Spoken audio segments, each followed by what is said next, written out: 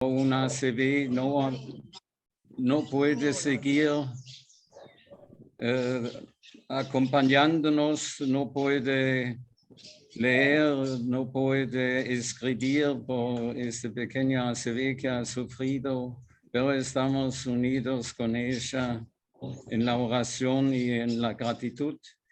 Y gracias a Dios, Rofi, un compañero de ruta de Marta, también Rofi, Gustavo, mejor dicho, nuestro hermano Gustavo, que está dispuesto a acompañarnos en esta quinta etapa de nuestro caminar juntos para conocer y seguir siempre más a Jesús y formar comunidades seguidoras a Jesús.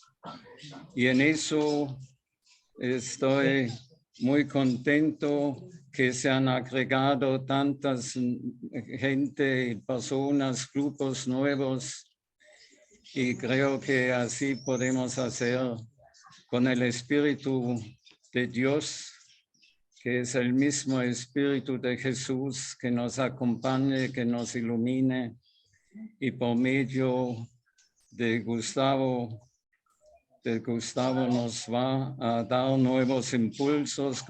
Gracias, Gustavo, que estás dispuesto a compartir tu experiencia, tu testimonio, tu reflexión, para que juntos podamos siempre conocer a Jesús y su proyecto, y así formar también comunidades seguidoras de Jesús. Y vamos a comenzar con la oración, que este Espíritu de Jesús nos acompañe y nos ilumine.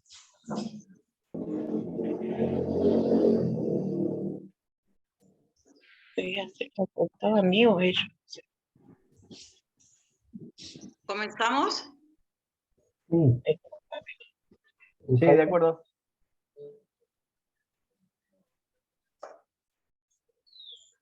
Señor Jesús, Señor y hermano Jesús, estamos aquí en este curso,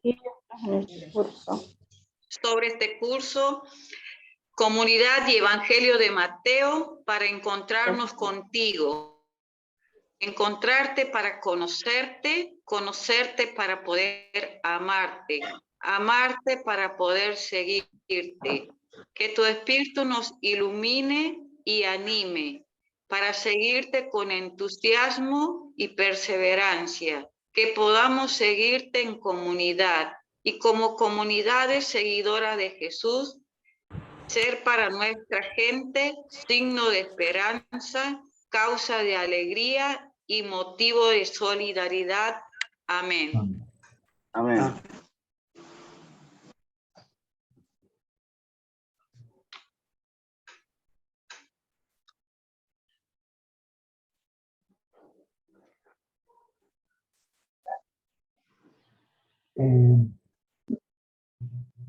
Padre Sergio, ¿te animas a ayudarnos a que cantemos esto?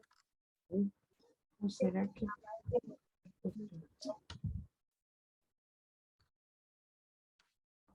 ¿me escuchas? No, toma el hilo, no escucho. Estaba escuchando. Algunos que sepa cantar. Queremos ser una iglesia seguidora del Señor. Jesús, el Dios hecho hombre, el profeta, el servidor. Una iglesia de testigos, con mártires donde son protagonistas del hombre nuevo, el pecador. Digno de esperanza, Causa de alegría, María, Jesús Pascual, Pascual, la gente siendo se servidora, siendo servidora, que transforma de la de la sociedad. Queremos ser una Iglesia de veras de veras De veras comunidad, comunidad, fraterna porque la fraterna porque la comparte gente comparte fe y su realidad. alegría, aprende a aprende a participar, como así los cristianos, con Pedro, Con Pedro, Santiago, Santiago signo de signo esperanza, de causa de esperanza, causa de oh Mamá alegría, por Mamá y un María, Jesús y un Pascual, Jesús la Pascual, gente la siente, gente se siendo siente, servidora, siendo es servidora, es transformadora transformadora de la sociedad.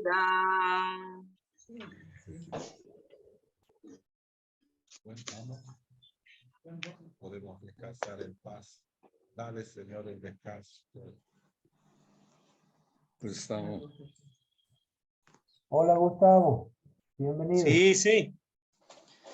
Bueno, un gusto haber escuchado el nombre, el lugar de cada uno de ustedes. Eso nos hace sentir que cada uno vale, no somos un número, sino que somos personas. Qué lindo que cada uno se haya podido ir presentando. Hágame así con la mano si se escucha bien, nada más lo que estoy hablando. ¿Se escucha bien? Bueno, perfecto. Me llamo Gustavo, soy cura, hace 31 años, pertenezco a una congregación religiosa, la obra de Don Orione. Algún tiempo estuvimos en una parroquia de Santiago, allá en Montequemado, pero poquitos años. Y algún tiempo acompañamos en Añatuya al obispo Uriona, cuando era el obispo de Añatuya. Estamos en Tucumán, en otras provincias. A mí me tocó estar en Córdoba.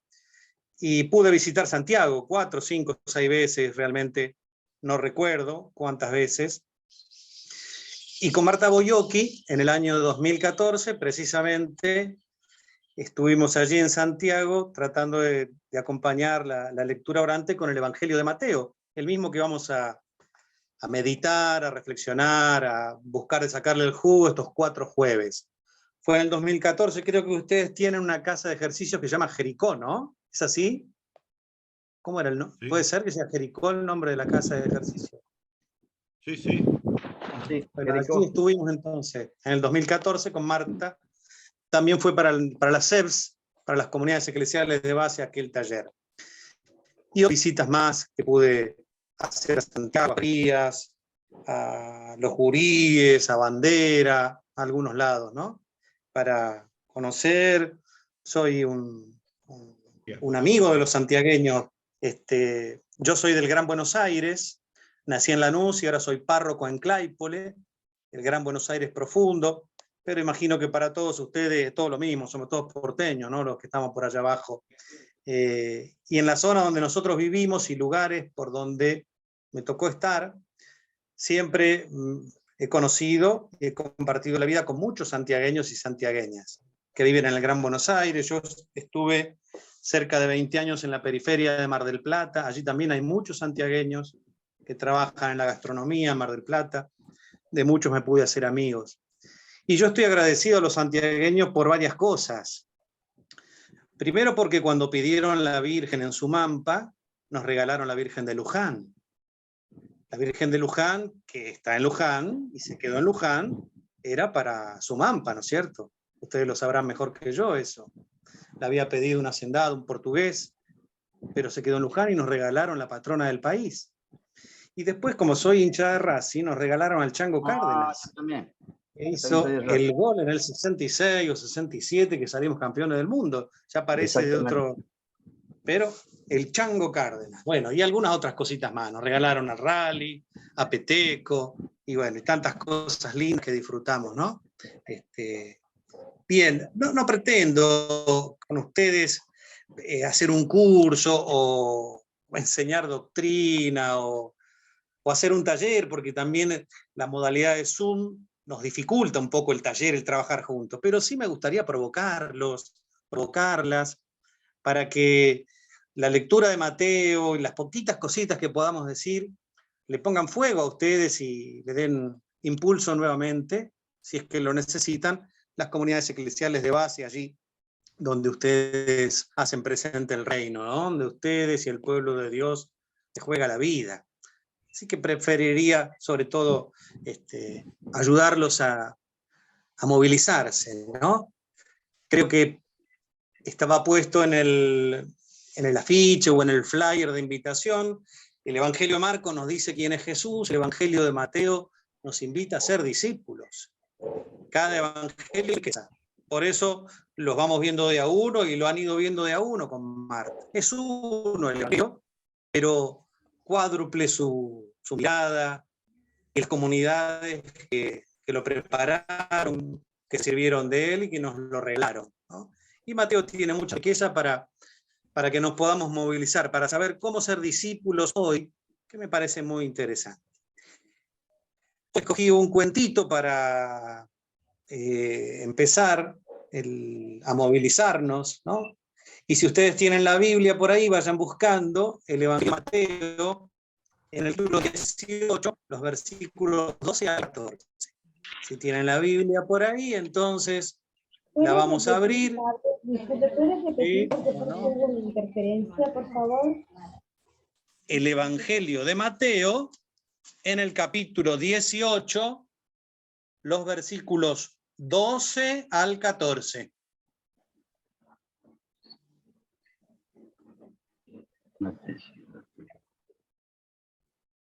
Y Julio, si podemos poner en pantalla también el cuento. Y le pedimos a alguno que lo lea. Quien encuentre el Evangelio y quiera leerlo, desliga su teléfono y lo puede leer. Ahí lo tengo ya. ¿Lo puedo leer? Sí, sí. ¿Qué les parece si un hombre tiene 100 ovejas y una de ellas se extravía? ¿No dejas a 99 por los cerros y parte a buscar a la extraviada? Y yo les digo que cuando por fin la encuentra, se alegra más que ella, porque las 99 que no se extraviaron. Pasa lo mismo donde el Padre de ustedes, que está en los cielos, allá nos quiere que quienes se pierdan ninguno de estos pequeñitos. Palabra de Dios. Gloria a ti, Señor Jesús. Señor. Jesús. Bueno, muchas gracias al lector, ¿no? Esta es una parábola que conocemos. En realidad, tiene su lugar más propio en el capítulo 15 de Lucas, cuando además de la oveja que se perdió, está la moneda que se le perdió a una mujer y no va a poder casarse porque perdió la moneda. Y también hay un joven que le pide a su padre la parte de la herencia y se la va a gastar. Pero algún día vuelve arrepentido o con mucha hambre tal vez, y el padre hace una fiesta porque lo encontró.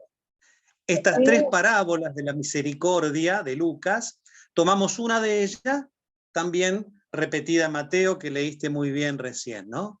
Una oveja que se perdió y el pastor deja las 99 para ir a buscar la que se extravió. Siempre la parábola tiene algo de sorprendente. ¿Cómo va a dejar las 99 por una sola? Pero quiere demostrar el tremendo amor de Dios, que no quiere que ninguno de nosotros nos perdamos. Quiere que cada uno de nosotros esté abrigado por el calor de su amor. Bien, hay un cuentito que nos va a poner ahora Julio para que lo leamos, que nos ayuda a reflexionar también esta parábola. Lo voy a leer y después hacemos alguna consideración. Se llama El pastor perdido y dice así: 100 ovejas tenían un pastor. un día se dieron cuenta de que el pastor se había perdido y se dijeron unas a otras, ¿qué le habrá pasado? ¿Dónde se habrá perdido? Sus corazones se llenaron de angustia.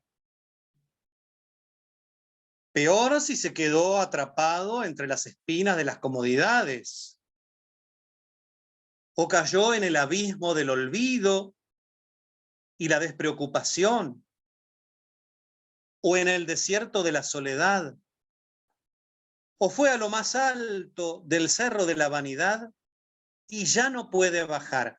Vamos a buscarlo, no vaya a ser devorado por los lobos. Se van las 100 ovejas y buscan por todas las colinas, por todas las calles, pero su pastor no estaba en las calles. Buscan en las casitas pobres de las laderas de los barrancos, pero el pastor no estaba. Lo buscan en las reuniones populares, en las manifestaciones, hasta en los burdeles del pueblo, pero el pastor no aparecía. Vamos a ver ahora cómo sigue. Tristes las ovejas se vuelven al templo y ahí estaba el pastor. Parecía herido o enfermo porque estaba recostado en su sillón. ¿Lo habrán envenenado? Porque tiene una botella vacía a su lado. No fue por robo, pues tiene las bolsas llenas de dinero. ¿Qué le pasó? No importa qué le pasó. Las ovejas lo cargan felices sobre sus hombros. Congregan a toda la comunidad. Reúnen a los amigos y vecinos y les dicen, alégrense con nosotros, porque hemos encontrado al pastor que se nos había perdido. Le curan sus heridas y sus llagas. Le reaniman y sanan su espíritu. Le dan la mejor de las medicinas, que es la medicina del amor, y lo restituyen a la comunidad. Yo les digo que de igual modo habrá más alegría en el cielo por un solo pastor que se hace pobre, que se hace pueblo y vuelve a él, que por 99 justos que no quieren convertirse. Bueno, esta parábola hecha cuento que da vuelta a la parábola del Evangelio. En la parábola del Evangelio, un pastor con un gran corazón va a buscar a una de las 100 ovejas que se le perdió y vuelve feliz cuando la encontró y llama a otros y hace fiesta. La parábola nos dice, en el cuento que les acabo de leer, que ahora el que está perdido no es la oveja, sino que es el pastor. Y es el pueblo fiel el que necesita a su pastor y lo va a buscar. Y no lo encuentra donde lo tiene que encontrar, en las manifestaciones, en las calles del pueblo. Lo encuentra, desgraciadamente, en su sillón, con una botella vacía al lado y con la bolsa llena de dinero. Pero ellas, mucho más que juzgarlo, mucho más que condenarlo, se alegran porque recuperaron al pastor. No quiero ofenderlas ni ofenderlos, de ningún modo decir que ustedes o yo somos los pastores perdidos.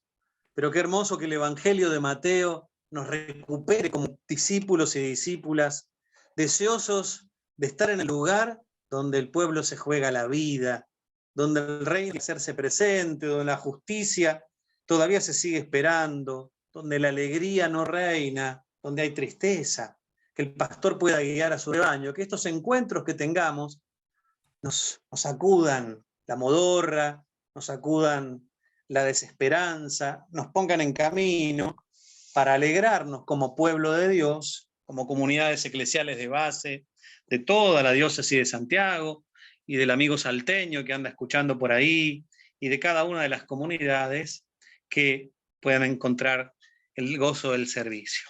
Bien, el cuentito este, ¿les gustó el cuentito? Alguno que haga así, ¿sí? Con la manito, si les gustó, ¿no? Si les gustó el cuento, bueno, es de todo ya, ¿eh? Como dice Marta, que todo lo que se pone a disposición pertenece ya al pueblo de Dios, no tiene esto derecho de autor. Igual no somos el autor, ¿eh? Supongo que Julio les ha pasado estos días unas hojitas, un adjunto, un archivo adjunto, donde empezábamos a mirar algo del género literario evangelio, porque vamos a reflexionar, a meditar y a dejarnos movilizar por el Evangelio de Mateo para descubrirnos como comunidades de Jesús. Y Mateo, como Marcos, como Lucas y Juan, es un evangelio, es una noticia. Pero ¿por qué los evangelios? ¿Por qué se escribieron los evangelios? Piensen que en la lectura que hicieron y en alguna otra que vamos a encontrar, se dice que el Evangelio de Mateo fue escrito alrededor del año 80 o 85 del primer siglo del cristianismo. Si tomamos el nacimiento de Jesús aproximadamente cerca del año 0, fue un poquito antes en realidad. Si tomamos la Pascua de Jesús, el 7 de abril del año 30, como una fecha muy probable, si llegamos al año 85 con el Evangelio escrito de Mateo, tenemos 50, 55 años entre la vida y la Pascua de Jesús y este Evangelio que está en nuestras manos. Entonces, ¿por qué se tardó tanto, podríamos decir, en escribir los evangelios? ¿Jesús no les dijo a los discípulos que escriban los evangelios? No. Por lo menos ningún atisbo de ello podemos hallar en lo que está escrito. No aparece en ningún lado que Jesús les diga, escriban, por favor, para que las futuras generaciones puedan comprender que la misericordia del Padre me puso aquí entre ustedes. Pero tampoco Jesús escribió. Lo suyo fue un testimonio vivo. Tal vez en el Evangelio de Juan, en el capítulo 8, cuando le presentaron a la adúltera para que, al igual que Moisés, decida apedrearla, Jesús escribe en el piso con el dedo. Pero lo único que tenemos como escritura de Jesús, sabemos que sabe leer.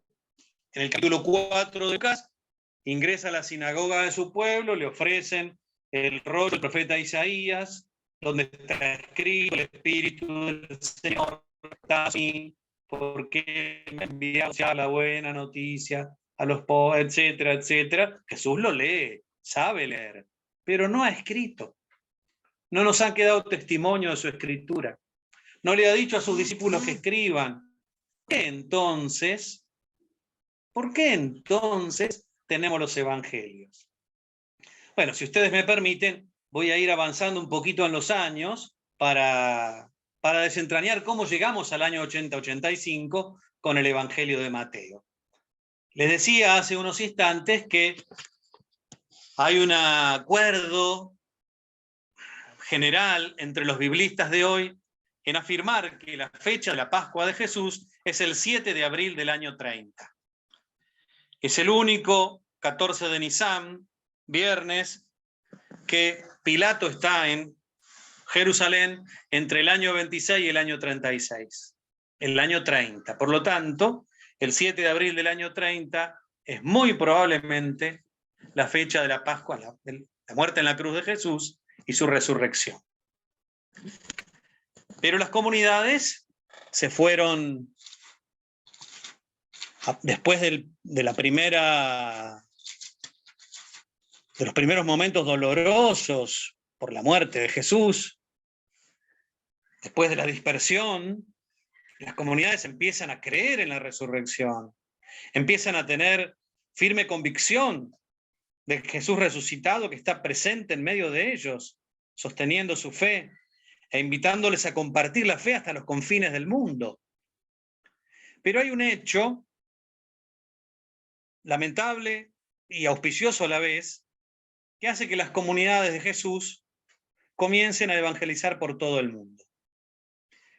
Se acordarán que entre los diáconos de la nueva iglesia hay uno que es Esteban, y que es el primer mártir de la iglesia. hacia el fin del capítulo 7 de los Hechos de los Apóstoles y al comienzo del capítulo 8 de los Hechos de los Apóstoles, se narra el martirio de Esteban. Y se dice en 8:1, Saulo aprobó la muerte de Esteban. Ese mismo día se desencadenó una violenta persecución contra la iglesia de Jerusalén. Todos, excepto los apóstoles, se dispersaron por las regiones de Judea y Samaria. Hechos 8:1. La iglesia, violentamente perseguida, se dispersó.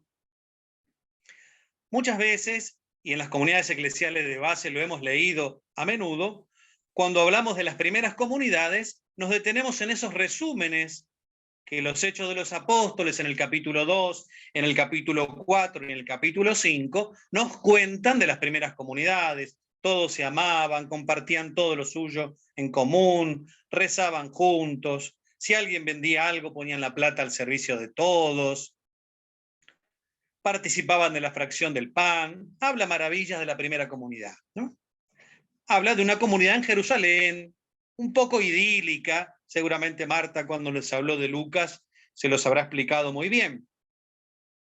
Pero acá en este capítulo 8 nos dice, mataron a Esteban, persiguen a la iglesia y la iglesia se dispersa.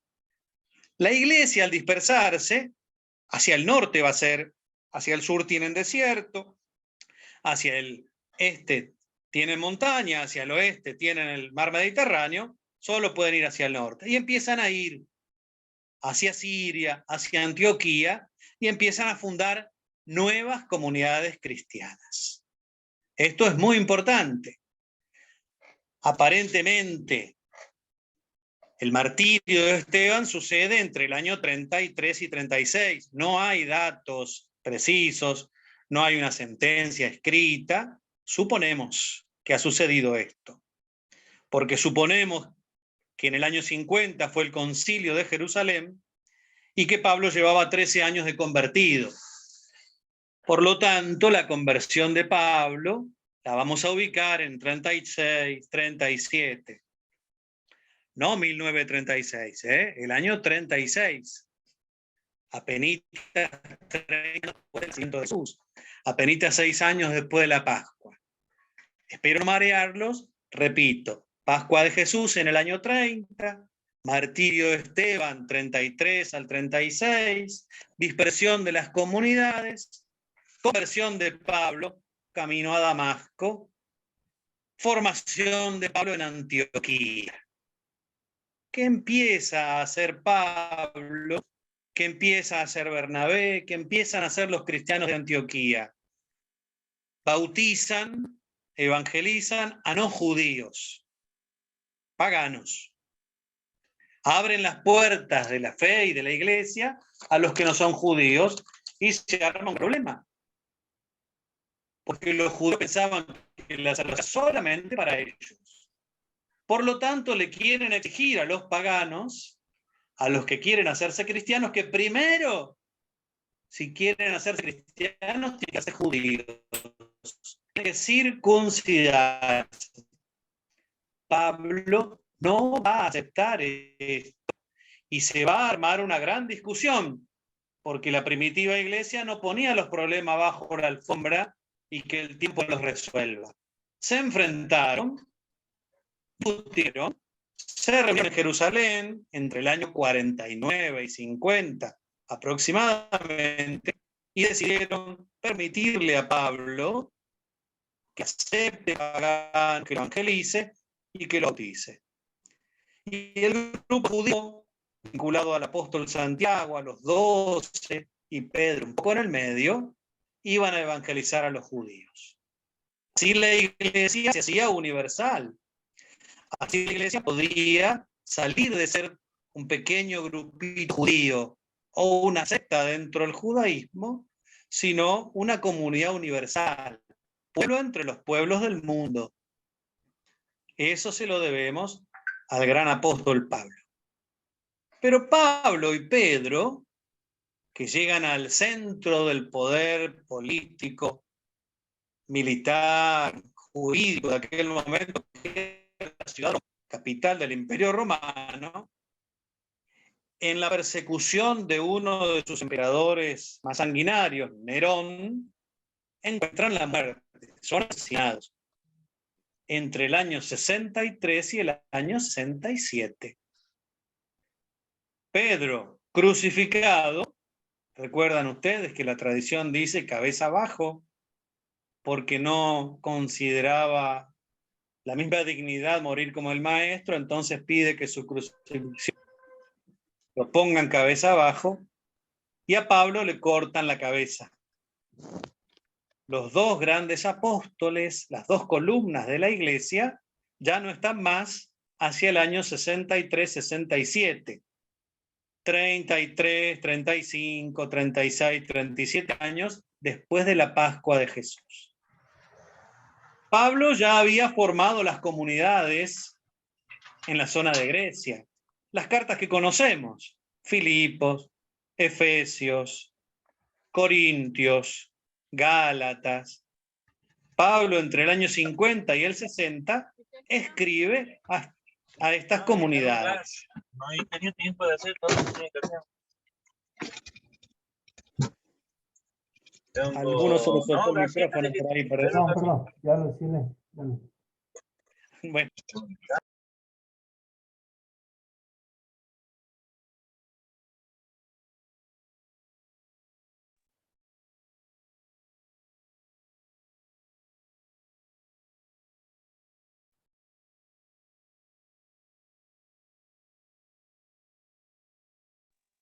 Importantes para que lleguemos al año en que, o los años en que Mateo escribió su evangelio, y las razones por las cuales se escribieron los evangelios. El primer escrito del Nuevo Testamento es la primera carta a los tesalonicenses. Uno se encuentra con 46 libros en el Antiguo Testamento y con 23 libros en el Nuevo Testamento. Y si tenés solamente el Nuevo Testamento, lo primero que te encontrás es el Evangelio de Mateo, pero no fue lo primero que se escribió. Incluso Marcos, que viene después de Mateo, fue escrito 20 años antes que Mateo. El primer escrito del Nuevo Testamento es la primera carta de Pablo a los cristianos que vivían en Grecia, en Tesalónica. Las cartas auténticas de Pablo son todas anteriores a Mateo y a Marcos. Entonces tenemos a alguien muy importante en la iglesia que ya escribió, que formó comunidades, que llegó a Grecia. Van a pasar dos acontecimientos más que son muy importantes para los judíos. Para los judíos, el centro de su vida religiosa, el centro de su historia va a pasar por el templo de Jerusalén. Sin duda que el acontecimiento fundante va a ser el Éxodo, liberarse del emperador de Egipto y de todo su poder. Pasar de ser esclavos a ser pueblo ha sido el acontecimiento más maravilloso. Cuando Jesús nace, hace 1200 años que están celebrando la Pascua. Hoy en día, la Pascua judía se sigue celebrando y siguen leyendo los mismos textos que encontramos en el capítulo 12 del Éxodo, por ejemplo. Ahora, ¿dónde se condensa toda aquella liberación, todo aquel sueño de ser el pueblo elegido de Dios? En el templo de Jerusalén, lugar de la presencia de Dios, después de haber sido su compañero en el desierto, después de haber sido su compañero en el exilio. Ahora este templo de Salomón, construido nuevamente por Herodes el Grande, será el espacio donde Israel vaya a celebrar su fe. Sin embargo, todos ustedes se acordarán, porque lo leímos en los 4 evangelios, que Jesús se enoja mucho con los señores del templo y haciendo un látigo de cuerdas los echa a todos del templo. Con sus animales, le derriba la mesa a quienes cambiaban el dinero y se hace señor y dueño del templo, entendiendo que ese templo ahora era una vergüenza y no representaba el amor de su Padre, y el templo ahora es Él, y quienes vivimos de Él. Pero para el judío el templo de Jerusalén, a pesar de haber sido por Jesús objeto de su ira, y de una enseñanza nueva, para ellos seguía siendo un lugar muy especial. Cuando piensan sublevarse y quitarse de encima la pata que los aplasta, que es Roma, ellos se rebelan, dominan por 4 añitos a los romanos, se los sacan de encima, pero finalmente Roma pone toda la fuerza de sus ejércitos y destruye Jerusalén y destruye el templo. Y el judaísmo, desde el 66 al 70, 40 años después de la Pascua de Jesús, desaparece de Israel, de Palestina, y vive en la diáspora hasta el siglo XX. El templo, su lugar, su espacio, es profanado por los paganos, por los romanos, y lo destruyen. No tienen más el templo. Tal es así que hoy van a llorar al muro de los lamentos. ¿Qué es el muro de los lamentos? El pedacito de pared que sostenía la empalizada donde se construía el templo. Lo poquito que quedó de aquel templo es el muro de los lamentos. Algo de sus cimientos, es lo único que tienen. ¿Y por qué lloran? Por el templo que no tienen. Ahí van a llorar, por el templo que no tienen aún hoy. Entonces, esa vida alrededor del templo que Jesús vivió también. Ustedes no sé si van a Mailín, a Sumampa o a Huachana. Nosotros acá nos vamos a Luján. ¿Los judíos a dónde iban? Al templo de Jerusalén. ¿A dónde fue sus años cuando ya era considerado una religión judía? Jerusalén. ¿Dónde se hacían los sacrificios para recibir el perdón de los pecados año tras año? En Jerusalén. Bueno, si no tienen Jerusalén, ¿cómo reconstituyen? Si no tienen el templo ni Jerusalén, ¿cómo reconstituyen la vida religiosa? Y en el año 80, los rabinos judíos en una ciudad que se llama Yamnia hacen un concilio y deciden volver a comenzar de la nada. ¿Desde dónde? No tenemos templo. Desde la palabra de Dios. Y ponen a la palabra de Dios estos escribas, estos fariseos encumbrados en Yamnia, salvan al judaísmo, pero lo salvan condenando a los cristianos. Porque van a decir que son los cristianos los que siguieron a Jesús, hicieron comunidad nueva con él, Pedro, Pablo y todos los demás, los que decretaron la ruina de Israel. Voy a volver a repetir cada uno de estos puntos, estos años, estos hitos, que nos llevan al Evangelio de Mateo en el año 80-85. En el año 30, la Pascua de Jesús. En el año 33 al 36, el martirio de Esteban y la dispersión de los cristianos, que empiezan a fundar comunidades nuevas, fuera de Israel, hacia Siria, hacia Antioquía, después con Pablo hacia Grecia. Pablo que hacia el 36-37 se convierte, que abre la vida maravillosa que ofrece el Padre Dios a todos para los paganos.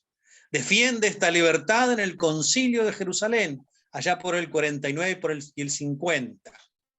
La evangelización está abierta ahora a todos. Este Pablo y Pedro, columnas de la iglesia, sufren el martirio hacia 63. En la guerra judía entre el 66 y el 73 es destruida Jerusalén. Los rabinos que quedaron, que no fueron a la guerra, reconstruyen la religión judía a partir de la palabra de Dios y también de un poco de su palabra humana, realizando un concilio en Yamnia en el año 80. ¿Qué pasa con las comunidades cristianas? No está Pedro, no está Pablo. No quedó nadie vivo de aquellos que pudieron ser testigos de la resurrección de Jesús. Las comunidades empiezan a aflojar, se sienten débiles, se sienten que es poderoso el imperio y las persigue. Se sienten que han perdido el influjo de los primeros tiempos. Por eso Marcos tiene que escribir su evangelio. Por eso Mateo va a escribir su evangelio, porque los judíos que se hicieron cristianos están en crisis. Por eso Lucas va a escribir su evangelio, porque empezaron a ingresar personas ricas a la comunidad y tiene que volver a hablar del evangelio de la pobreza. Por eso Juan va a escribir su evangelio, porque en su comunidad las mujeres tenían un lugar preponderante que ahora van perdiendo hacia el fin del siglo. Por eso Pablo escribió sus cartas, para sostener a las comunidades. Muy bien, llegamos a la primera hora de nuestro encuentro. Yo voy a hacer un espacio de silencio para que si alguno quiere hacer alguna pregunta, si alguien quiere hacer algún comentario, si algo no quedó claro o todo no quedó claro, podamos encontrar otra manera de decirlo, y si a ustedes les parece que vamos bien. Es muy importante evaluar, porque yo llevo hablado un rato largo y no sé si lo estoy haciendo de acuerdo a los intereses que ustedes tienen. Así que hago una pausa de silencio y ustedes me van diciendo cómo vamos, o si necesitan hacer preguntas, aclaraciones, etc.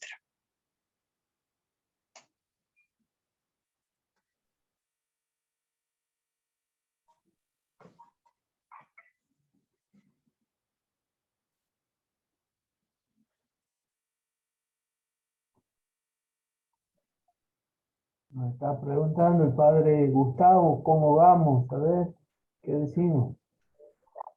Muy claro está lo que va explicando el padre, es muy dinámico y está muy bien, me parece muy bien. No hay nada de mi parte para preguntar, es muy claro.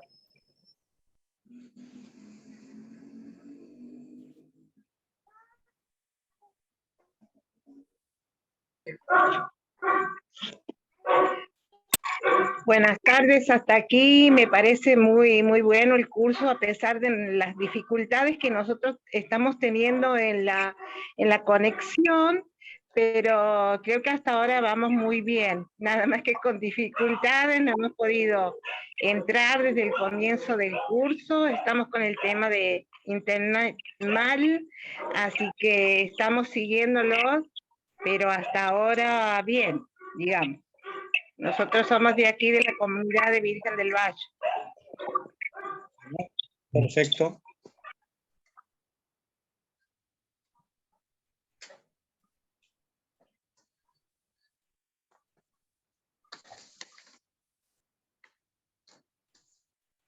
Hola, Padre Gustavo.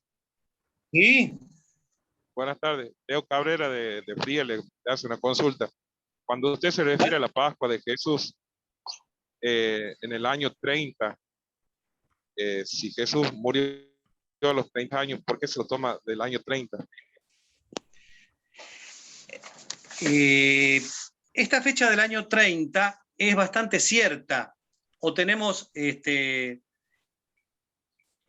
los biblistas hay un buen consenso acerca de que ha sido el 7 de abril del año 30. ¿Por qué? Porque hay testimonio de que Pilato es el oficial romano que decreta o autoriza la crucifixión y muerte de Jesús. Esto lo dice Flavio Josefo, que es un historiador judío.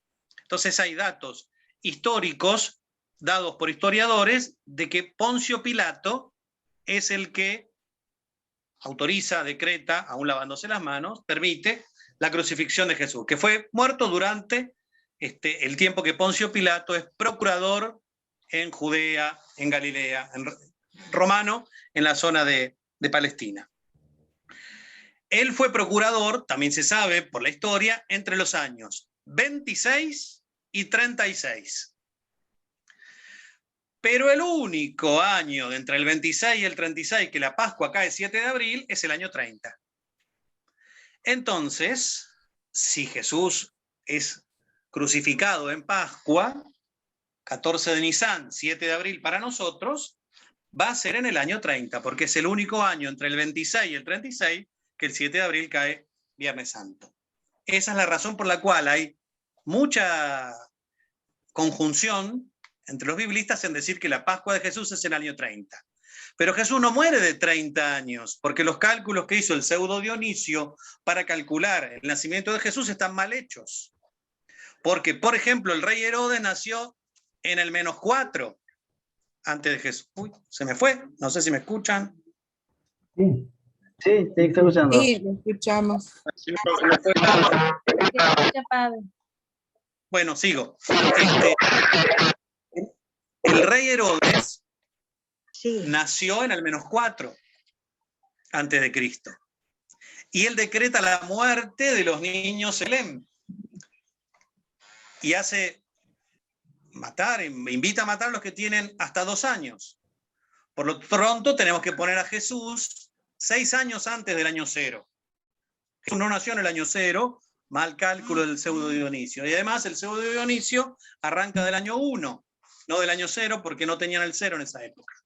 Bueno, podemos concluir que Jesús, no científicamente, pero sí probablemente haya tenido 36, 37 años cuando acontece su Pascua.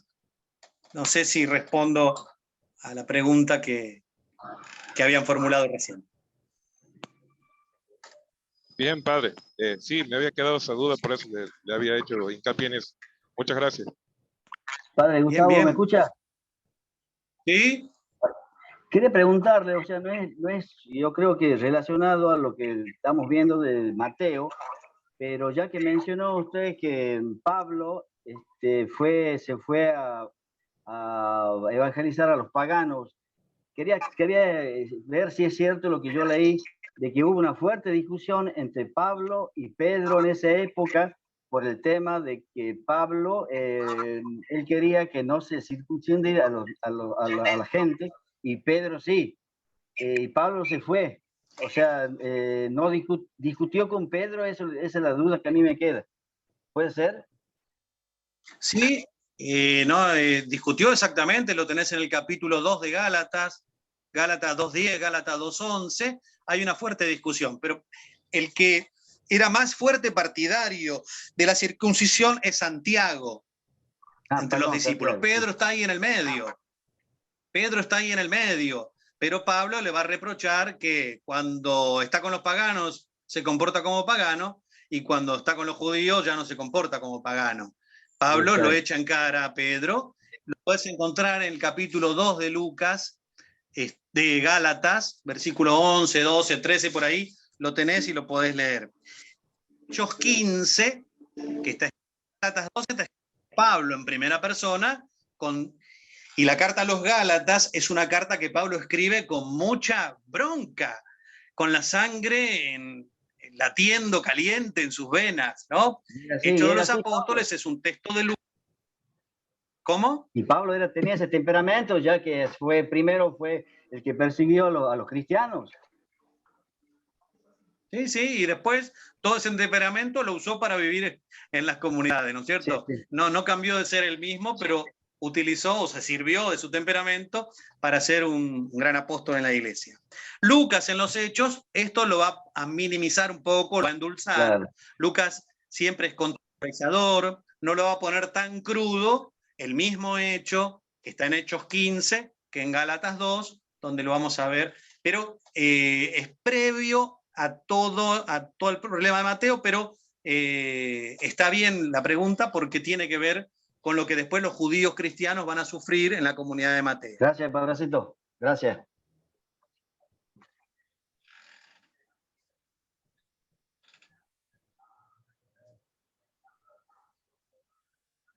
Viven en la diáspora. ¿Qué significa vivir? Fuera de Israel. Fuera del territorio de Palestina. Es decir, que viniste de Santiago al Gran Buenos Aires, ¿no? Pero seguís siendo santiagueño, seguís añorando, añoranza. ¿Por qué lo escriben añoranza, no? Cuando salí de Santiago todo el camino lloré. Bueno, los judíos lo mismo, ¿no? Por ahí con más drama, porque no dio nada en la tierra. Pero Pablo mismo, ya que hablamos de Pablo, es un judío de la diáspora. Pablo no nace en Palestina. ¿Dónde nace Pablo? ¿Pablo de dónde es?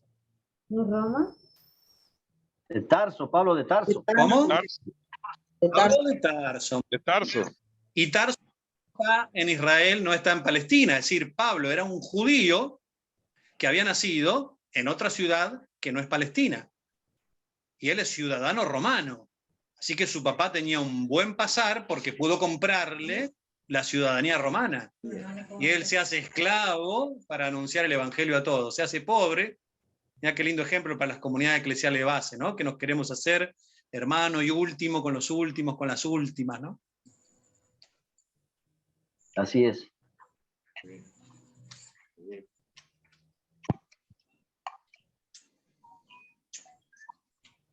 ¿Alguien más quiere preguntar algo o hacer un aporte o un agregado?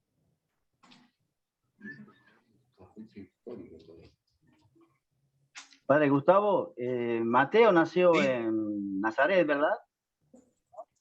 No lo sé. Perdón. No hay datos sobre eso. No hay sobre eso. Pensé que había nacido en Nazaret. No hay datos sobre eso. Gracias. Sí, es judío, es uno de los discípulos, pero no sabemos. Gracias, Padre. Jesús lo rebautiza a Mateo, es Leví, ¿no? Leví. Como podemos ver el Evangelio de Marcos, Evangelio de Marcos 2, ¿no? Sí. O sea, Ustedes me ven, ¿no? Porque estoy teniendo algunos problemas. Marcos, Mateo y Juan eran discípulos de Jesús. Lucas no. Marcos no fue discípulo directo. Algunos creen verlo en cerca de la condena de Jesús, alguien que se escapa y se le cae la sábana, como que el evangelista Marcos se hace presente ahí. Es compañero de camino, de andanza, de evangelización, de Bernabé y de Pablo, pero no está entre los 12, por ejemplo, Marcos. Sí Mateo y sí Juan. Gracias.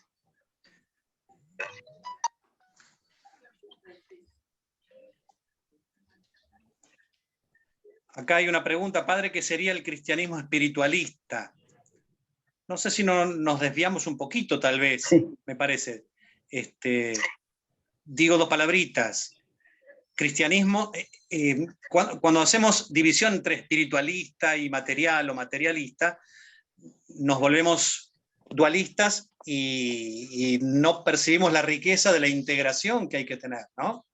Hay que integrar, ya en la palabra cristiano, que es la palabra Jesús, está integrada una dimensión humana y divina, espiritual y material, pero no hay que ser así dualista, ¿no es cierto? Entonces, el cristianismo espiritualista aparentemente sería aquel que privilegia un aspecto espiritual, pero esto va en desmedro de la riqueza de todo lo que es la vida humana, ¿no? Entonces, sería una minimización del cristianismo, un cristianismo espiritualista.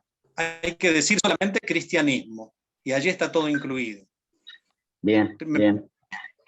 Nos iríamos un poquito, tal vez, de tema. Muchas gracias. Yo soy la que he preguntado, no sé si me escuchan, porque no tenía audio. Sí, se escucha muy bien. Bien, porque en el material de lectura hablaba del cristianismo espiritualista al final, y no tenía claro a qué se refería. Por eso, pero usted ha aclarado muy bien, muchas gracias. Bueno, si quedó aclarado, mejor. Había un triunfalismo en las comunidades, sobre todo el Evangelio de Marcos va a ser un evangelio que va a luchar contra una idea mesiánica triunfalista, ganadora, es decir, evadir la cruz. Por eso en el Evangelio de Marcos, en el capítulo 15, versículo 39, el centurión va a decir, verdaderamente este hombre era el Hijo de Dios. ¿Y cuándo lo va a decir? Cuando lo ve en la cruz. El crucificado es aquel que me salva, ¿no? El cuerpo ofrecido y amoroso de Jesús, ¿no? Entonces, para aquellos espiritualistas que querían evadir la cruz, que querían un cristianismo un poco más fácil, estamos antes de la persecución romana, entonces viene el Evangelio de Marcos. Y Mateo, en cierta manera, también va a ir por ese camino. Eso es lo que decía en el texto que leímos. Bien. ¿Quieren que avance un poquito más? Bueno. Bien. ¿Por qué es importante leer cada evangelio? Porque cada evangelio detrás de él hay una comunidad. Esto también estaba hacia el final del apunte que tenían, ¿no? Porque en algunos vestigios, en algunos versículos vamos a encontrar algunas sorpresas que al principio son sorpresas, pero a las que después le vamos encontrando una explicación. Voy a decir alguna, por ejemplo. La confesión de fe de Pedro, ¿se acuerdan cuando Jesús en Cesarea de Filipo, lo tenemos en el capítulo 16 de Mateo, va a decir, llegado a la región de Cesarea de Filipo, Jesús le preguntó a sus discípulos, ¿quién dice la gente que soy yo? Y ellos le dijeron, uno de los profetas, uno de los Elías, Jeremías. Y Jesús le pregunta, ¿y ustedes quién dicen que soy yo? Y tomando la palabra Simón Pedro le dijo, vos sos el Mesías, el Hijo de Dios vivo. ¿Recuerdan este texto, no es cierto? Sí, sí. Esa misma confesión de Jesús, de Pedro, que está en el Evangelio de Mateo, que está en el Evangelio de Marcos y que está en el Evangelio de Lucas, en los tres sinópticos, esa confesión la va a hacer Pedro. Pero en el Evangelio de Juan, esa confesión la va a hacer una mujer. La va a hacer Marta en el capítulo 11, cuando le va a decir, creo que sos el Cristo. ¿Por qué en los sinópticos es Pedro el que hace esta confesión de fe? ¿Y por qué en el Evangelio de Juan es una mujer? Porque detrás de cada evangelio hay una comunidad. Y la comunidad de Juan era muy importante que se resalte la figura de la mujer, porque las mujeres de Magdalena en adelante son las que han sostenido viva el evangelio. ¿Me escuchan? Yo perdí la imagen. ¿Me escuchan ustedes? Sí, sí, estamos escuchando. Bueno, voy a hablar con fe, porque no los veo. Recién los veía. Pero bueno, Tal vez tu celular. Ahí está. Bueno. Ahí está. Bueno, detrás de cada comunidad hay una comunidad detrás de cada evangelio. Bueno, yo sigo suponiendo que me están escuchando, ¿eh? Sigo. Te escuchamos bien, Gustavo. Bueno, gracias. Se escucha, padre. Bueno, si ustedes toman el primer capítulo de Mateo, van a encontrar una genealogía de Jesús. Ya habíamos abierto la Biblia en el capítulo 14, ahora la vamos a abrir en el capítulo 1. Así nomás como empieza la Biblia. Y realmente es un dolor de cabeza, porque nos encontramos con un montón de nombres. Yo cuando era chiquito, primero fui a una escuela pública y después me llevaron a la escuela religiosa de Don Orione.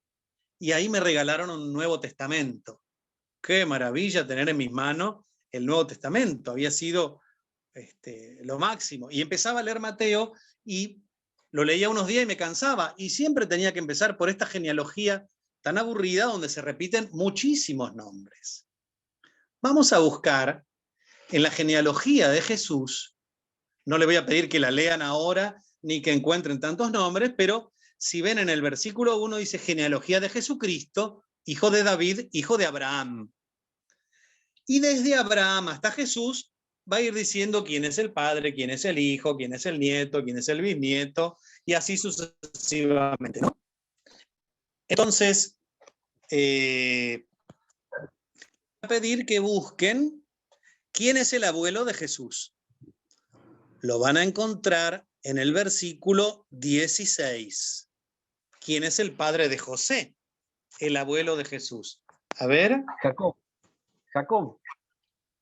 Muy bien, Jacob. Ahora, hay una genealogía también en Lucas. Vamos a buscar Lucas capítulo 3. En el capítulo 3 de Lucas vamos a encontrar también una genealogía. Desde el versículo 23 hasta el versículo 36. si mal no veo, 38. Allí en Lucas se remonta la genealogía de Jesús hasta Adán. En la de Lucas, en la de Mateo se había remontado a Abraham y ahora se remonta a Adán. ¿Pero a quién se pone como abuelo de Jesús? Versículo 23. Cuando Jesús comenzó tenía 30 años. Para todos era el hijo de José, hijo de Elí, hijo de Marta. Y bueno, ahí está. Bueno, Elí. Entonces, según Lucas, el abuelo de Jesús se llamaba Elí. Y según Mateo, el abuelo de Jesús se llamaba Jacob. ¿Qué pensamos? ¿Que uno de los dos nos miente? no, no creo. Para nada. ¿No crees que nos miente? No. Y entonces, ¿alguno de los dos tendrá mal los datos? ¿O será que se refiere al mismo con otro nombre? No. Uno es Elí y el otro Jacob.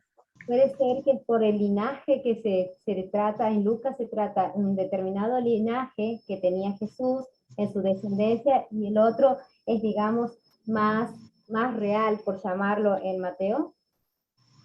Bueno, ninguno de los dos es real. Vos pensás que están escribiendo en el año 85, decíamos. Jesús murió hace 50 años. Se ponen a escribir la vida de Jesús. No hay nadie vivo de la familia de Jesús. No está Jesús vivo para preguntarle. Ni están los que convivieron con Jesús. Entonces, las genealogías tienen una necesidad teológica. No nos están diciendo verdaderamente quién era el padre de quién. Imagínense que Lucas llega hasta Adán. Ustedes no sé si son catequistas o no, pero yo no sé si hablan de Adán y Eva como una pareja histórica o como una pareja simbólica, ¿no es cierto? Lucas va a hacer llegar la genealogía de Jesús hasta Adán porque Lucas escribe para paganos. Ajá. Y estos paganos son descendencia universal. Entonces los ponen como hijos de Adán. Mateo escribe para judíos que se hicieron cristianos. Entonces van a poner que Jesús es un buen judío y lo pone como hijo de Abraham. Y hace una descendencia desde Abraham. ¿A ustedes les parece que si Abraham vivió 1800 años antes de Jesús, que hasta el año 1000 no hubo escritura en Israel, 900? ¿Puede ser que en 900 años se acordaran quién era hijo de quién? Difícil. No, sería prácticamente imposible, por más que tengan buena memoria, ¿no? Sería prácticamente. Entonces, ambas genealogías no nos están hablando verdaderamente de nombres del papá, del abuelo y demás, sino nos están mostrando una enseñanza. Nos quieren dar un motivo teológico, divino, del nacimiento, del origen de Jesús. Lucas va a decir, Jesús es para todo el mundo, nace de Adán. Mateo va a decir, Jesús es un buen judío. Ha abierto nuevos caminos para todos, pero es buen judío. ¿Por qué? Porque Mateo le escribe a judíos que necesitan escuchar esto. Porque son judíos que abandonaron el judaísmo de alguna manera o lo profundizaron haciéndose cristianos. Y necesitaban descubrir en Jesús a un buen judío, al nuevo Moisés, a alguien que es del pueblo de Abraham y de la descendencia de David. Por lo tanto, en la genealogía de Mateo, Jesús será hijo de todos estos, pero hijo de Abraham. La genealogía entonces está allí en el primer capítulo, aburrida como es, con una incontable cantidad de nombres, difíciles algunos, pero para enseñarlos algo. Y hay algo más que nos quiere enseñar la genealogía, que es la presencia de mujeres. En la genealogía de Mateo tenemos 5 mujeres, que ahora las van a ir buscando y a ver si la encuentran. Y en la genealogía de Lucas no hay ninguna mujer. Vamos a buscar quiénes son esas 5 mujeres en la genealogía de Mateo y después vamos a tratar de descifrar o entender por qué en la genealogía de Mateo hay 5 mujeres. Busquen, a ver.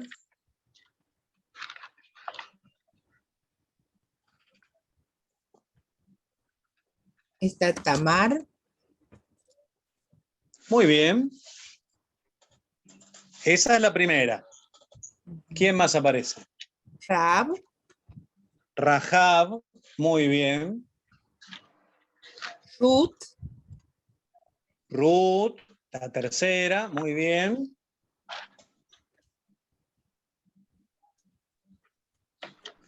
Nos quedan Aquí dos. nombra a la mujer de Urías. Perfecto. La cuarta, que es Betsabé, la Betsabé. mujer de Urías. Muy bien. Nos queda una.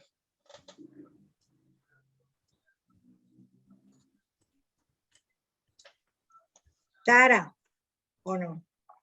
¿No? Alguien más conocida por nosotros.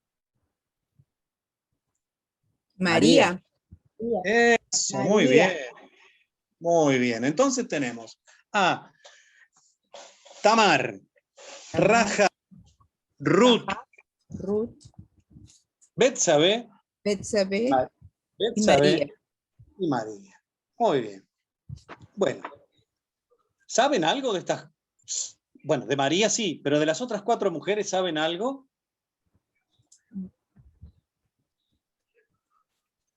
¿Por qué estarán ahí? Comparten cartel con Jesús, con Mirta Legrand, con... Son mujeres fuertes del Evangelio, es decir, del Antiguo Testamento. Mujeres fuertes. Sí, sí. Todas, sí. De Betsabé sabemos menos, pero de las otras 3 sí. Perfecto. Disculpe, puede ser que al ser 5 mujeres estén relacionadas con el Pentateuco y como es por una cuestión de que estaba dirigida a los judíos las enseñanzas de Mateo, y como son 5. Muy bien, eso también, muy bien. Así como el Pentateuco son 5 libros, el Evangelio de Mateo va a estar distribuido en 5 discursos, 5 rollos, ¿no es cierto? Por eso aparecen aquí 5 mujeres, 5 veces va a aparecer Belén, y el 5 va a aparecer continuamente porque es la nueva ley, el Evangelio de Mateo, ¿no es cierto? En Jesús. Jesús va a ser el nuevo Moisés. Muy bien, las 5 mujeres, pero ¿algo más? Rahab era una Perfecto. prostituta. ¿Puede ser? Bien, bien. Empecemos con Tamar. Tamar se casó con uno de los hijos de Judá. Nosotros escuchamos que Jesús era de la tribu de Judá. Se casó con uno de los hijos de Judá y este se murió sin que tengan hijos. Lo que decía la ley del levirato es que el hermano tiene que casarse con la viuda y darle descendencia. Pero Onam, el segundo hermano, el segundo hijo de Judá, no quiso darle descendencia a Tamar y también murió. Entonces los 2 hijos de Judá que se casaron con Tamar murieron. Entonces Judá no le quiso dar al tercer hijo. Porque si murieron los 2, se me va a morir el tercero también, pensó. Y no se lo dio. Y le dijo que espere. No le dijo que no, le dijo que espere. Y Tamar se cansó de esperar. ¿Qué hizo Tamar entonces, cansada de esperar? Se vistió de prostituta y se ofreció a su suegro.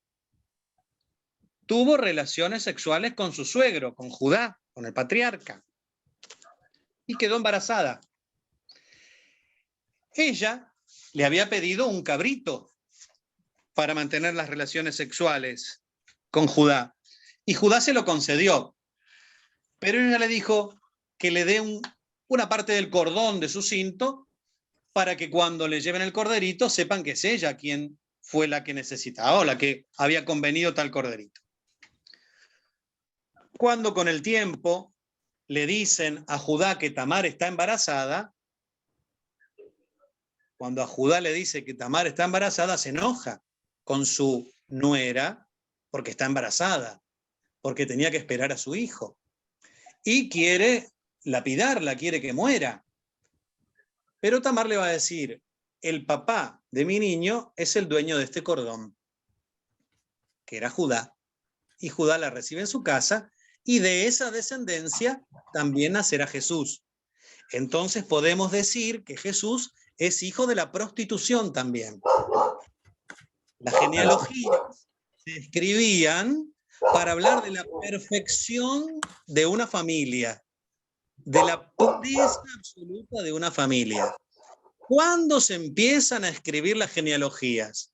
Cuando los judíos vuelven del destierro en Babilonia, año 530 a.C. En el año 587 los desterraron, se los llevaron a Babilonia, fueron esclavos. Algunos se quedaron con Jeremías en la tierra de Israel, los más pobres, y trabajaron la tierra con Jeremías, e hicieron una sociedad de iguales. Pero cuando vuelven los del destierro, quieren recuperar la tierra. Ya no tenían la tierra, pero la quieren recuperar. ¿Y cómo hacen para recuperar la tierra? Le dicen a los que se quedaron que se mezclaron con los de Samaria, que se mezclaron con los asirios, que mezclaron la sangre, que son impuros, que ellos podían dar fe de una genealogía pura. Y empiezan a decir que el que tiene una genealogía solo judía y pura puede tener las tierras. Y el que ha mezclado la sangre no puede tener más la tierra y la tiene que dejar. Recuperaron mediante este ardid, mediante este engaño, la posesión de la tierra, con genealogías puras. Y en la genealogía que Mateo pone de Jesús, nos muestra una ascendiente de Jesús que ejerce la prostitución. Pero no tenemos solamente a esa. La segunda que tenemos es Rahab. ¿Sabemos que fue Rahab?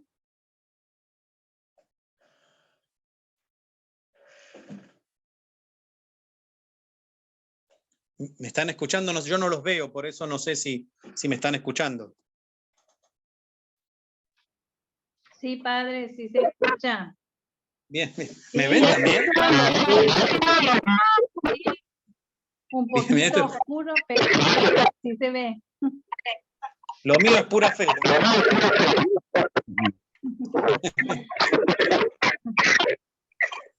Bien. Entonces, Rahab Rahab no era una espía. ayudó a los espías judíos que querían dominar Jericó. Pero su profesión, ¿cuál era? También prostituta. También prostituta. Ella Extranjera. cuida. ¿Cómo? Era extranjera. No. Ella vivía Ella no en era- Jericó. Claro, ella vivía en Jericó, que será el lugar que Josué envía a los espías, para los expedicionarios, para ver si podía conquistar la ciudad. Como ella les da la posibilidad de esconderse y de liberarlos por la muralla, cuando sea tomado Jericó, su casa no va a ser arrasada por el cordón escarlata que iban a colgar de la ventana. Bueno, Rahab, la prostituta, es también ascendiente de Jesús. Entonces, las genealogías puras que había que tener, encontramos que Jesús tiene una que se hace la prostituta para engañar a su suegro y tener descendencia, y otra que ejerce la prostitución y le da descendencia también al pueblo de Israel. La tercera es Ruth, que va a ser la abuela del rey David. ¿Por qué aparece Ruth en esta genealogía?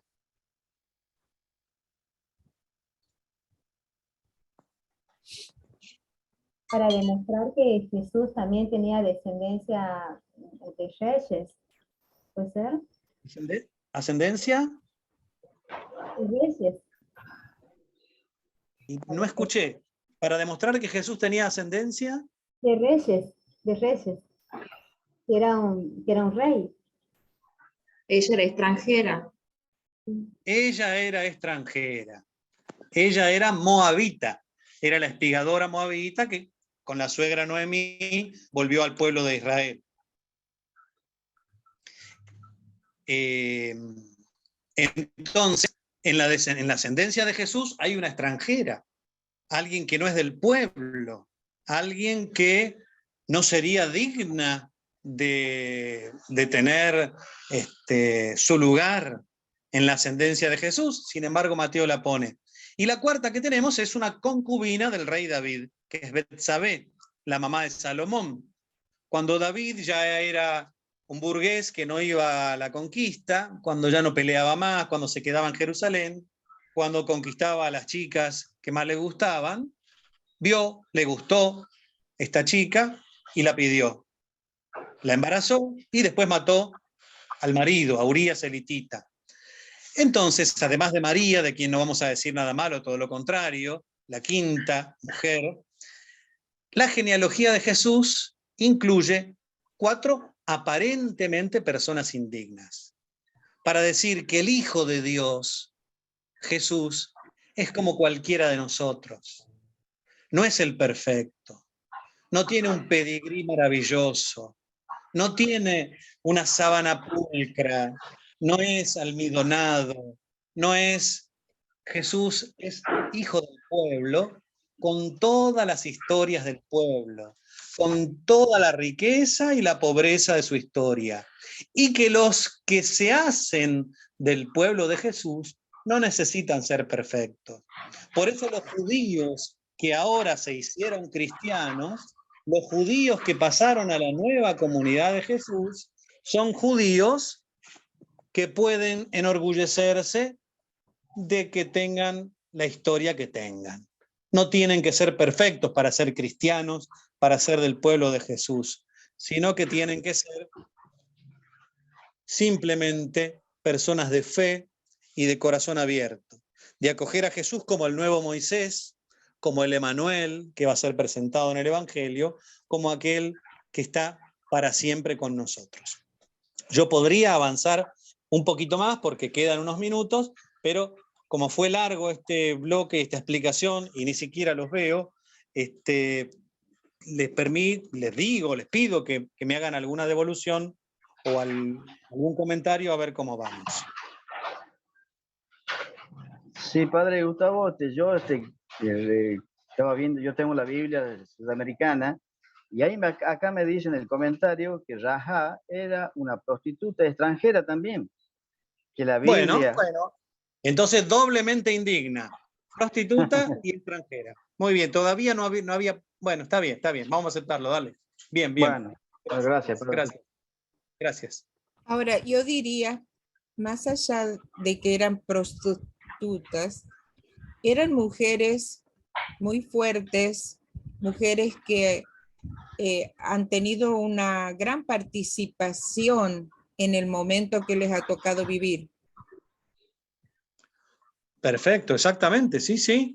Así lo han comentado, no sé si vos o alguna otra señora recién, o señorita, y es así, es muy valioso. Imagínate con qué derecho cualquier mujer se presentaba en la comunidad de Mateo con cartas autorizadas.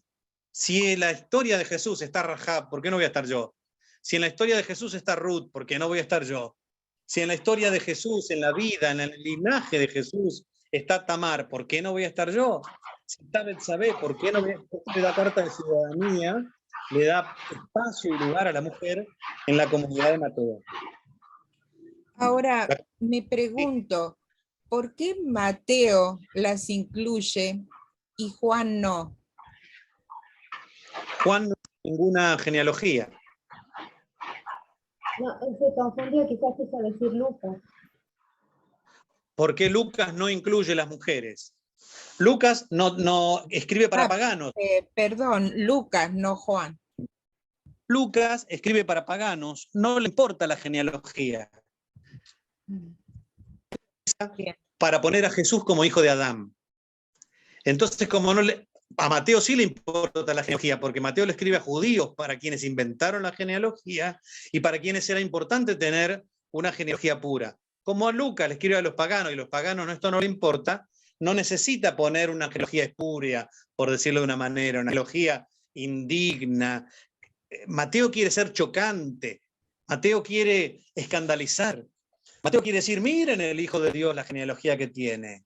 Todos entramos en el amor universal de Dios. No sean tan puristas, no sean exclusivistas. El judío es muy nacionalista. El judío es muy nacionalista, entonces...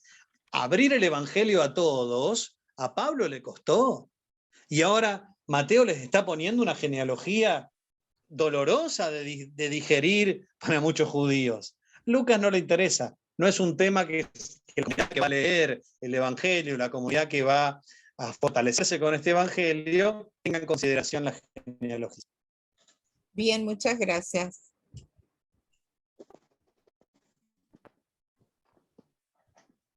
Padre Gustavo, Lucas, él no vivió lo que vivieron los otros evangelistas.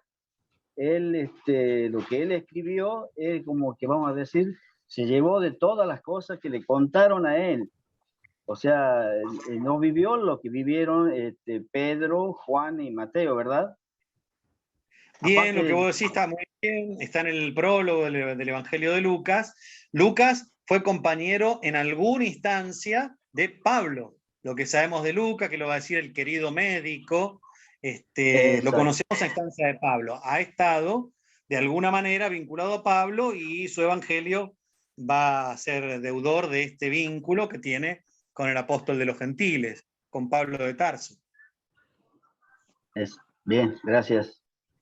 Pablo es el que abre a los paganos y Lucas, que es un pagano, es un griego, va a escribir para los paganos. Entonces, su manera de escribir, su pensamiento, es distinto a estar dirigido hacia otros intereses. Por eso leemos y meditamos de a uno los evangelios, porque cada uno tiene su riqueza y detrás de cada evangelio hay una comunidad distinta. Exacto. Bien, gracias.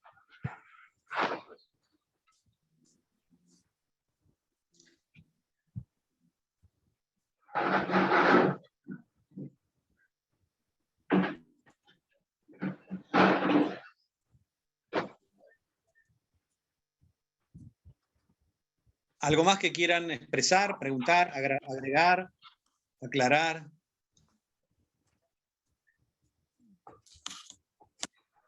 Tal vez, Gustavo, soy Julio, que tal vez nos demos unos minutos para pensar, bueno, esta experiencia de Mateo, del caminar del pueblo de Dios, digamos, que dio origen a estos evangelios, ¿en qué se parece a la experiencia que estamos teniendo nosotros de iglesia o de comunidades, digamos, en Santiago? ¿Qué cosas vemos similares? ¿Qué nos diferencia, digamos, de estas comunidades, de estas iglesias? Abriste el juego para los hermanos y hermanas, ¿no es cierto? Sí. Es una pregunta, digamos, es lo que estaba... Una mínima aclaración antes de este, me parece muy lindo esto porque yo lo tenía pensado. Los judíos cristianos que reciben el Evangelio de Mateo son gente no querida, despreciada. Los judíos cristianos que están detrás de la comunidad de Mateo son judíos que se hicieron cristianos. Entonces el resto de los judíos no los quiere. Y son cristianos, pero antes eran judíos, entonces los cristianos les desconfían. Es una comunidad desconfiada por los judíos y por los cristianos, porque son judíos que se hicieron cristianos. Es como el santiagueño que se vino al Gran Buenos Aires. Llega al Gran Buenos Aires y le dicen que es un cabecito. Vuelve a Santiago y le dicen que es un porteño. Te haces el porteño ahora, ¿no? Alguien que en Buenos Aires se encuentra mal y vuelve a Santiago y le dicen, ahora estás agrandado porque veniste de Buenos Aires, ¿no? No sé si sirve la explicación, pero de alguna manera para entender que el que recibe el Evangelio de Mateo es una comunidad despreciada. Por eso Mateo en el capítulo 1 le empieza a decir, che, miren que Jesús en su pedigrí, en su genealogía, tiene un montón de gente despreciada. No se sientan afuera, siéntense adentro.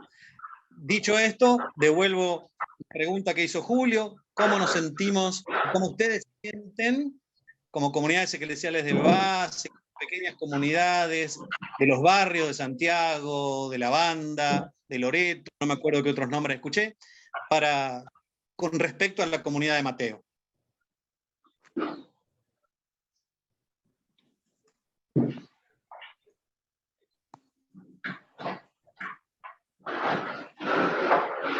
Usted dice cuál más o menos nos caería para nosotros, cuál de los evangelios, es lo que quiere decir. No, con respecto a la comunidad de Mateo, en que se sienten identificados, lo podremos ver en los otros jueves también, pero mientras tanto, para ir entrando en calor y para que esto no sea una clase, sino que sea vida para ustedes, esta ovejita, este pastor que se encuentra ahora ahí en la banda, en Santiago, en los barrios, en Loreto, en Salta, donde sea, se reencuentra, ¿no? ¿Cómo se ve en el Evangelio de Mateo? Reflejado, con lo poquito que vimos, ¿eh? Y bueno, perdón, ahí cuando se habla de la genealogía y se incluye a las mujeres no tan santas, sería como reivindicar el valor de la mujer para mí, a lo mejor incluyéndolas y teniendo en cuenta que, bueno, que todos somos hijos de Dios y que tenemos que acercarnos a Él y no ser desplazados o ignorados por algunas actitudes. Al contrario, incluir a todos, eso es mi interpretación de la parte de la genealogía de las mujeres, ¿no? Muy bien, incluir. Estoy equivocada. No, perfecto, muy bien. Incluir tiene que generar muchas actitudes pastorales. Es un verbo. Es un verbo y después tiene que traducirse Sí, padre, actitudes. exactamente. Estábamos pensando justamente en esto de la actitud de incluir como comunidad, pero en un proceso que vaya incluyendo actitudes solidarias y compasivos hacia el que es diferente.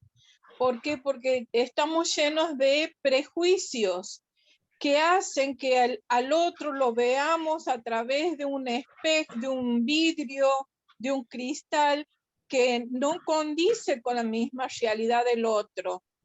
Entonces, como comunidad, yo me siento en este proceso de inclusión hacia mi hermano que está excluido de la comunidad de San Pantaleón, por ejemplo. Y en ese proceso yo debo desarrollar actitudes, como le decía recién, de misericordia, de compasión, de entrega y demás. Esa era mi mirada. Muy bien, muy Hoy en bien. día, Fabiana, hoy en día la mujer tiene mucha participación en toda la, digamos, hasta en el gobierno nacional, en todas las áreas. O sea, también creo que habría que poner como un verbo, como usted lo dice. Primero puse inclusión, ahora yo le pongo participación. La inclusión es cuando nosotros le damos lugar a otro, participación es cuando trabajamos todos, ¿no? Por eso, digo que eso es importante también, la participación de las mujeres hoy en día en cualquier área. Claro que sí, claro que sí. Tanto como en comunidades como... Yo soy párroco y tengo 12 comunidades en la parroquia. En la mayoría, las animadoras de las comunidades son mujeres. Es una iglesia, sí, por supuesto, con una mirada femenina, con un talante femenino, con una entrega femenina, con un corazón partido, ofrecido, con las manos arremangadas, con una mirada siempre de consuelo, de misericordia, con una entrega muy fuerte, ¿no? El varón se borra, ¿no? Valdeviejo, ¿no? Lo cuidamos, pues se rasca. En cambio, la mujer está siempre, ¿no? Está siempre. Y mayormente somos catequistas las mujeres. Bueno, en mi localidad o en mis parajes vecinos son catequistas. Aquí para la olla, acá en los merenderos y en las ollitas están muy presentes, ¿no? Acá acompaña mucho el tema del consumo de sustancias, son los que más pelean por sus hijos, que más participan de los talleres. Estamos en todas las mujeres. Yo pienso que en las comunidades logramos incluir no solo a las mujeres, como decía Elena, sino también a todos los excluidos, como lo decía Lili. Y al poder incluir, integrar, interesarnos por por ellos, por su vida, le damos participación. Entonces logramos con la inclusión la participación. Muy bien, sí, sin duda. Para poder participar hay que incluir. Para que puedan participar hay que incluir. Muy bien, muy bien.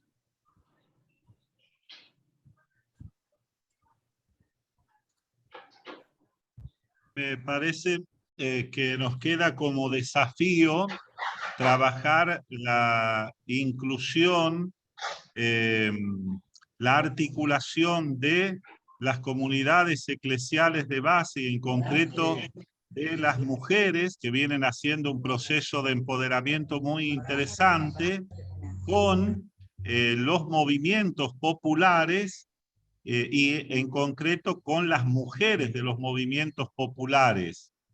Como que siento que en algunas circunstancias hay una especie de celo o de competencia entre los sujetos femeninos de las comunidades eclesiales y los sujetos femeninos de los movimientos populares. Interesante, Sergio. Padre, Sí. yo también en todo esto de la reflexión que estamos haciendo entre todos, también destaco, ¿no?, el Evangelio de Mateo, que dice un poco como que en la genealogía de los despreciados, y me remonta a que él está respondiendo también a lo de Jesús, ¿no? El modelo de Jesús, que él cuando vino, justamente vino por los alejados, incluso a las prostitutas le importaba qué es lo que pasaba con esos personajes despreciados de la sociedad, los que estaban enfermos, o sea, que como que Mateo está respondiendo a ese modelo de Jesús que él nos ha mostrado en su vida. Muy bien esto que estás diciendo. De inclusión. A mí me refleja Mateo la vida, como Jesús empezó su misión y cómo hizo, hacia dónde fue, hacia las afueras, los marginados, le interesó las prostitutas, a defenderlas, o sea, esa es como que por ahí se me ha iluminado bastante. Bueno, me alegro, bien. Mateo tiene digamos, perdón, no, digamos que Mateo comienza desde lo más pequeño, ¿no? Como Jesús. Desde los desamparados, como recién decía la hermana Mari. Muy bien. Tiene que ayudarle a hacer memoria, porque son 50 años que pasaron de la Pascua de Jesús. Y empieza a olvidarse. Entonces Mateo tiene que recuperar con su comunidad toda la riqueza de la explosión de misericordia que fue Jesús en Galilea en el año 30. Esos despreciados, los nadie, los que nadie quería, los ninguneados. Bien, bien.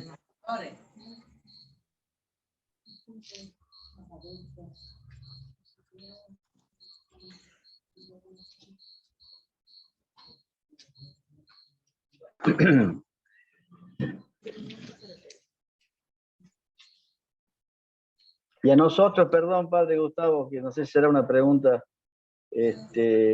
como comunidad, no viendo de Mateo, de Lucas, sino nosotros como comunidad, ¿cuál evangelio para esta generación me parece que está más acorde, digamos? No sé si me entiende lo que yo quiero preguntarle.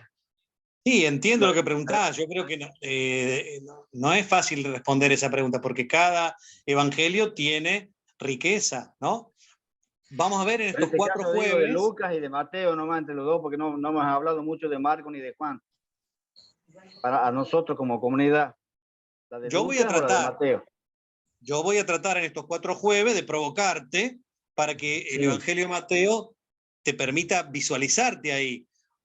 Yo estoy percibiendo que hablar de la genealogía indiscreta de Jesús, la genealogía impura de Jesús, nos ayudó a pensar la necesidad de inclusión, la necesidad de participación y la necesidad de articulación con otros gestores de bien en la sociedad, ¿no? Entonces, nos empezamos a ver un poquito ahí en Mateo. Si años anteriores con Marta vieron Juan, es probable que también se hayan percibido en algún aspecto del Evangelio de Juan. Qué necesario hoy es lavar los pies al hermano. Y qué necesario es reconocer a Jesús como el pastor, como la luz, como el pan de la vida. Y año anterior habrán visto a Lucas y se habrán dado cuenta qué importante que es darse cuenta que Lázaro está muerto de hambre en la puerta de casa. Y los habrá interpelado como comunidad. Y cuando se encontraron con Marco, habrán visto un evangelio tan sencillo y tan simple, rural, periférico. Cada evangelio tiene su riqueza. Hoy nos toca mirar Mateo, así que probablemente podamos encontrarnos en la palabra de Dios. Hoy digo, todo el año tenemos a Mateo para compartirlo en la liturgia de la iglesia. Sí, yo iba a lo que estamos viviendo en este mundo entero, digamos, no solamente de una comunidad, en lo que está viviendo en este mundo, que hay guerra, que hay discordia, que hay grietas, que hay de todo. Por eso a eso iba mi pregunta, padre. Y yo creo que todos los evangelios, cada uno, y las cartas de Pablo, y la historia de la iglesia, y lo que nos dice el Papa Francisco, y lo que ustedes generan en la comunidad de ustedes, todo nos sirve para hacer de este mundo el reino de Dios, ¿no? Será la utopía con la que nos iremos al velatorio de nosotros mismos, ¿no? Hasta el último día de nuestra vida, pero no vamos a dejar esa utopía. Así es, padre, gracias. Les hago una pregunta, quedan algunos minutitos. ¿Haber recibido un texto previo al encuentro les sirvió? ¿Fue importante? Yo tengo alguna otra para que Julio les pase para la semana siguiente. ¿Creen que eso nos ayuda? Sí, nos ayuda. Bueno. Es importante. Nos ayuda mucho. Bueno. Otra propuesta más les voy a hacer.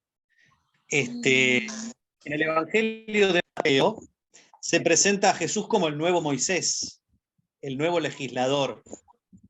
Y en el discurso de las bienaventuranzas, que es el capítulo 5, el capítulo 6 y el capítulo 7, allí dentro, 6 veces Jesús va a decir: ustedes han oído que se les dijo, por ejemplo, no matarás. Pero yo les digo, todo aquel que trate a su hermano. 6 veces dice, ustedes han oído que se dijo, pero yo les digo. Hay un Pentateuco, hay 5 rollos, pero Jesús se pone como nuevo legislador. Aquello era lo mínimo. Yo ahora les presento una ley del amor. La justicia de ustedes no es superior a la de los escribas y fariseos, no entran en el reino. No perciben todo lo que les traigo. Jesús se presenta como alguien nuevo. Ustedes son esto, pero atenti con lo que les digo yo. La propuesta es la siguiente. ¿Se animan, como oración de inicio del próximo encuentro, a hacer 6 oraciones que digan: nosotros habíamos oído que el párroco decía, acá mando yo, pero ahora decimos, la comunidad es sinodal y hacemos entre todos la iglesia? Dije un ejemplo, ¿eh? Pero ustedes han oído, pero yo les digo que Jesús dice 6 veces en el discurso de las bienaventuranzas. Vamos a hacerlo realidad hoy. Ustedes han oído que se les dijo, las mujeres no entren en la iglesia, qué sé yo. Pero nosotros les decimos, nos empoderamos y le damos vida a las comunidades. Que la oración que hagamos el próximo jueves comience así, con 6 sentencias. Ustedes han oído que se les dijo, pero nosotros decimos. ¿Aceptan el desafío? Sí. Sí. Como mujeres empoderadas tenemos que aceptarlo. Bueno, y Ya. damos poder también a los varones que están, ¿eh? Y las mujeres dicen, Somos más mujeres. tal vez uno Eso cada iba a uno, decir, padre. porque no nos encontramos durante la semana la mayoría. No sé. Como siempre somos más. Bueno, los 6 primeros que le mandan ustedes han oído por WhatsApp a Julio, él lo sube a una oración, ¿les parece? De acuerdo. Bien. Bien, padre. Bueno, alguno de ustedes que cierre. Yo voy a ver si mejoro o me voy a otro lado, porque hace 2 horas tengo el celular en la mano con la pantalla en negro, pero los escucho y ustedes me escuchan, gracias a Dios. Bien. Alvin, no sé si quieres saludar, decir algo. No se le escucha, Julio.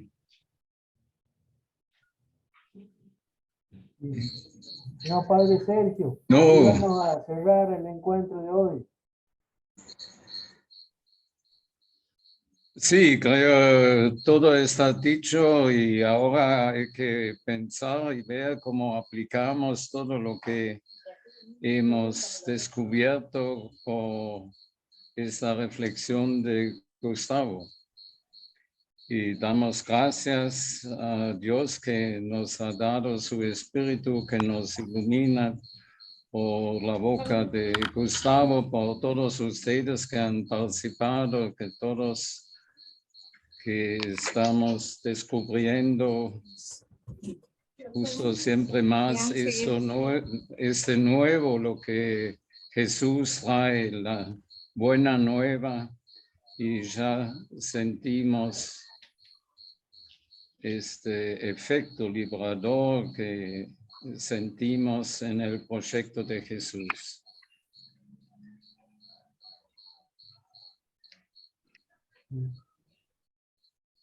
Le Muy pido bien. mil disculpas, ya me tengo que retirar, urgente, tengo que hacer un trámite. Nos vemos, si Dios quiere, el próximo jueves. Un abrazo grande para todos. Muy bien. Vamos a hacer llegar por WhatsApp. Muchas gracias. Te hago Muy llegar bien. que mande el padre Gustavo, ¿no? Y quedamos con escribir entonces las 6 bienaventuranzas. Ustedes han oído que se dijo, pero yo les digo tal cosa, ¿sí? Para la próxima.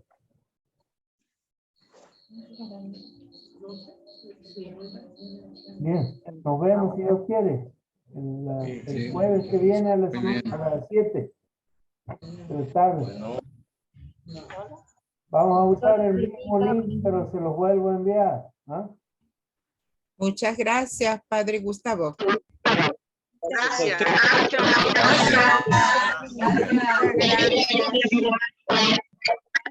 Gracias a ustedes. Bueno, nos vemos si Dios quiere. Gracias, gracias. Bueno, nos vemos. Nos vemos.